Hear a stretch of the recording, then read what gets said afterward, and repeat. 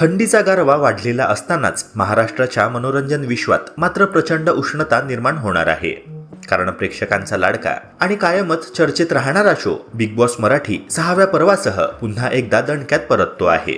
11 जानेवारी 2026 पासून दररोज रात्री 8 वाजता कलर्स मराठीवर हा बहुचर्चित खेळ सुरू होणार असून रितेश भाऊंच्या खणखणीत शब्दांचा फटका यावेळी कोणाला बसणार याची उत्सुकता आता शिगेला पोहोचली आहे. प्रत्येक नवीन पर्वासोबत नवीन उलथापालथ, नवे चेहरे आणि नवे वाद पाहायला मिळतात आणि यंदाही काहीतरी वेगळं धक्कादायक घडणार याची खात्री निर्माते देत आहेत.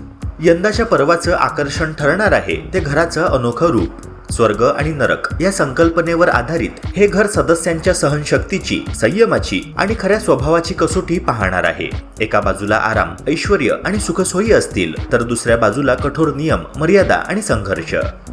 या टोकाच्या अनुभवांमुळे स्पर्धकांमधील मैत्री किती खरी आहे, कोण कधी पाठीत खंजीर खुपसतो आणि संकटाच्या वेळी कोण कोणाच्या सोबत उभं राहतं हे सगळं उघडपणे दिसणार आहे.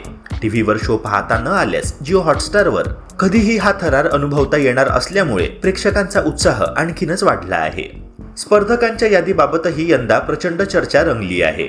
चला हवा येऊ द्या मधून महाराष्ट्राला खळखळून हसवणारा सागर कारंडे आता स्वतःच्या खऱ्या व्यक्तिमत्वासह घरात उतरतोय. रोखठोक आणि बेधडक वक्तव्यांसाठी ओळखली जाणारी दीपाली सय्यद शो मध्ये वेगळाच रंग भरणार आहे. शाळा वेब सिरीजमुळे चर्चेत आलेली अनुश्री माने यंग एनर्जी म्हणून दिसणार आहे. तर छत्रीवाली फेम संकेत पाठक घरात 4 चांद लावणार असल्याचं बोललं जात आहे. याशिवाय राधा मुंबईकर आणि रसिका जमसूतकर यांच्या सहभागाचीही चर्चा आहे.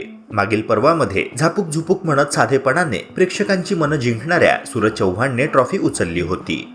यंदा त्या प्रेमाचा वारसा कोण मिळवणार हे जाणून घेण्यासाठी संपूर्ण महाराष्ट्र 11 जानेवारीची आतुरतेने वाट पाहतो आहे.